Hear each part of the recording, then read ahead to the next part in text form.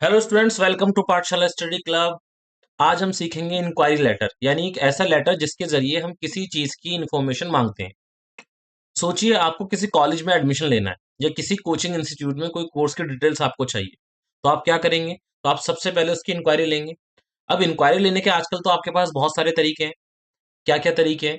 जैसे कि आप यूट्यूब से सर्च कर लेते हैं, गूगल से सर्च कर लेते हैं। लेकिन पहले के टाइम में ये सारे तरीके होते ही नहीं थे। तो इसलिए क्या होता था, लेटर लिखा जाता था। अब लेटर की जगह मेल आ गया। मेल भी एक तरह का लेटर का ही काम करता है हमारा। ठीक है। तो बस आप इंक्वायरी के लिए जब आप लिखेंगे तो वही क्या कहलाएगा, आपका इंक्वायरी लेटर। ठीक है। तो चलिए स्टेप बाय स्टेप सीखते हैं फॉर्मेट, लैंग्वेज और कुछ इंपॉर्टेंट टिप्स, ताकि एग्जाम में फुल मार्क्स मिल सके। ठीक है। तो आप टॉपिक पे आते हैं सबसे पहले। तो देखो आपकी स्क्रीन पर आपको एक लेटर दिखाई दे रहा है जिसका नाम क्या है, इंक्वायरी लेटर। ठीक है। अब इसमें आपको क्या करना है, आपको इसमें एक चीज देखनी है कि एक तो हमें रेड कलर दिखाई दे रहा है और एक हमें ब्लैक कलर दिखाई दे रहा है। देखो रेड कलर क्या है, रेड कलर है खतरे का निशान। तो फिर इसमें क्यों दिया? खतरे का निशान है तो फिर रेड कलर का मतलब यहाँ पर ये है कि अगर आपने ये जो रेड कलर में लिखे हुए सेंटेंस हैं, वर्ड हैं, अगर आप एग्जाम में इन्हें भी एज इट इज उतार देते हैं तो आपके एग्जाम में मार्क्स कट हो जाएंगे, सब कुछ नहीं मिलेगा। तो करना क्या है? करना यह है कि जितने भी आपको रेड कलर वाले सेंटेंस दिख रहे हैं, वर्ड दिख रहे हैं, जो भी चीज आपको रेड कलर में दिखाई दे रही है, वो आपको अपने क्वेश्चन के हिसाब से चेंज कर देनी है। ठीक है। और जो आपको ब्लैक कलर में दिखाई दे रहा है उसमें आपको कोई चेंज नहीं करना। जैसे यहाँ पर क्या है, यहाँ पर हमें सबसे पहले सेंडर एड्रेस दिया है, तो वो एड्रेस हमें क्वेश्चन में दिया जाएगा। नहीं दिया गया तो आप अपना कोई भी एड्रेस डाल सकते हैं, जो यहाँ लिखा है वो भी डाल सकते हैं, और वहां पर एग्जामिनेशन हॉल भी लिख सकते हैं। ठीक है। डेट जिस दिन आपका एग्जाम होगा वो लिखेंगे। ये आपको जो डायरेक्टर यहाँ पर लिखा हुआ है, तो वो क्वेश्चन में बताया जाएगा आपको किसे लिखना है। तो रेड कलर वाला आपको दिखाई दे रहा है, जहां जहां रेड कलर है वो सारी चीजें वो है जो क्वेश्चन के हिसाब से आपको चेंज करनी पड़ेगी। बाकी पूरा लेटर आप ऐसा कैसे अगर उतार के आ जाते हैं तो आपको एग्जाम में पूरे मार्क्स मिलने वाले। तो चलिए शुरू करते हैं स्टार्टिंग में।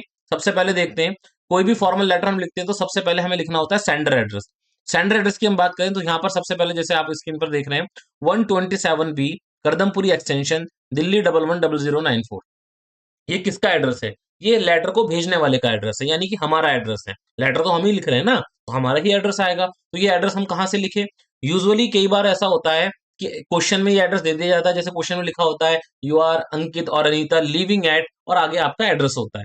ठीक है। और कई बार क्वेश्चन में ये दिया भी नहीं जाता। तो आपको दोनों सिचुएशन देखनी है। अगर ये वाला एड्रेस आप देख रहे हैं, यहाँ पर मैं इसे सर्कल कर रहा हूँ।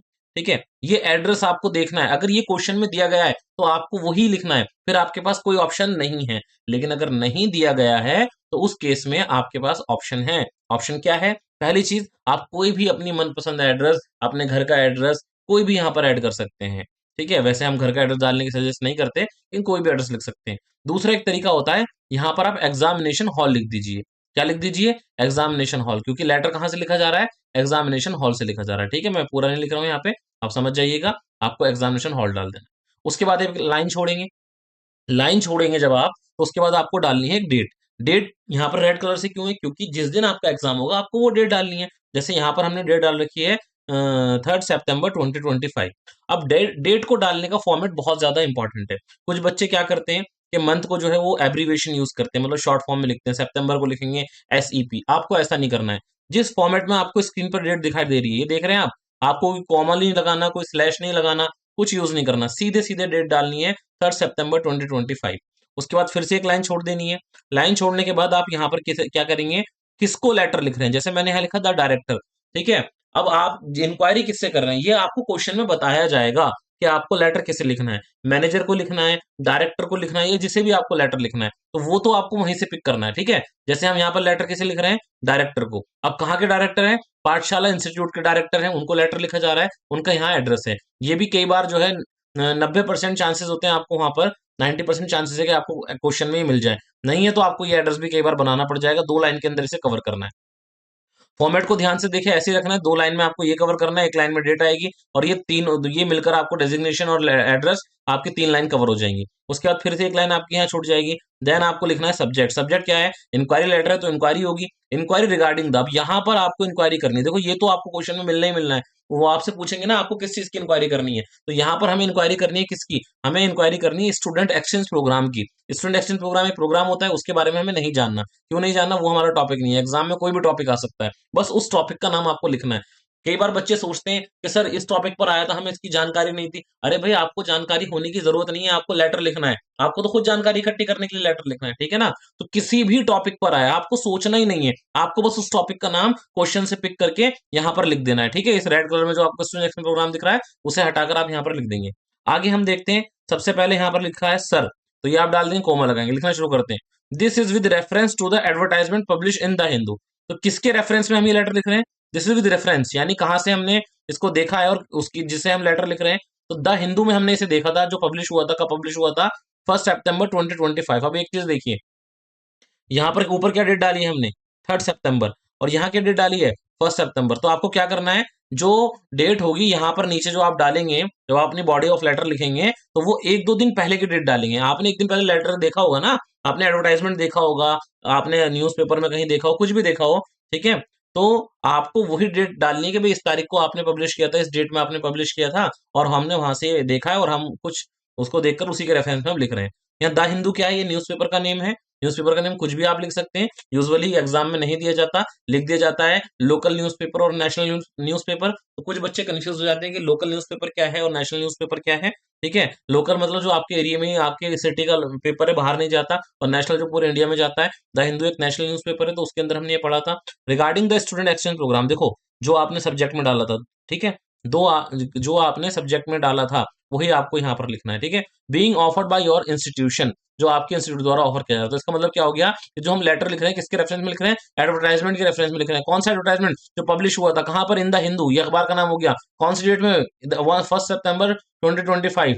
रिगार्डिंग द, किसके बारे में पब्लिश हुआ था? स्टूडेंट एक्सचेंज प्रोग्राम के बारे में हुआ था। बीइंग ऑफर, जो ऑफर किया जा रहा है, बाय योर इंस्टीट्यूशन, जो आपके इंस्टीट्यूशन के द्वारा ऑफर किया जा रहा है, ठीक है।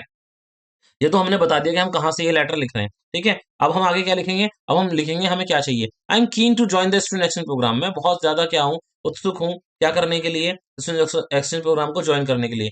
हाउएवर, फिर भी, बिफोर रजिस्टरिंग, रजिस्टर करने से पहले, I would like to know a few details regarding the program, मैं प्रोग्राम के बारे में कुछ डिटेल जानना चाहता हूँ। मतलब रजिस्टर तो करने के लिए मैं उत्सुक हूँ, लेकिन कुछ इन्फॉर्मेशन मुझे अभी भी चाहिए। क्या इन्फॉर्मेशन वो चाहिए? ठीक है, अगले पेज पे आते हैं, देखते हैं। देखो, पहली information, duration of the program, कितना ड्यूरेशन क्या है प्रोग्राम की, कितना टाइम का है? 6 मंथ का है, 1 ईयर का है, 2 ईयर्स का है, वो आपको पूछना है, ठीक है ना। आपको क्वेश्चन लिखना है, आपको सिर्फ यहाँ पे लिख देना। आपको नहीं मालूम है क्या, आप ये नहीं सोचेंगे मुझे तो मालूम ही नहीं है कितने साल का प्रोग्राम है, वो आपका काम नहीं है। आपको जो लिखा है वो लिख देना। और देखो यहाँ पर आपको कोई भी आपको रेड कलर नहीं दिख रहा, सिवाय आपके नेम के, जो कि क्वेश्चन में दिया जाएगा। तो ऐसा का ऐसे लिख देना। Fee and mode of payment, fee कितनी होगी और मोड ऑफ पेमेंट क्या होगा? ऑनलाइन करना है, ऑफलाइन करना है, यूपीआई होगा, जो भी ट्रांजेक्शन होगी, ठीक है ना। Procedure of the selection of the candidate, procedure क्या है? आप एंट्रेंस लेंगे, मेरिट बनेगी, मेरे रिजल्ट के हिसाब से क्या प्रोसीजर होगा, ठीक है। Certification status of the course, जो आप सर्टिफिकेट देंगे उसका स्टेटस क्या होगा? गवर्नमेंट सर्टिफाइड है, क्या है, आप वो बताएं। सर्टिफिकेट मिलेगा नहीं मिलेगा सब बताएं।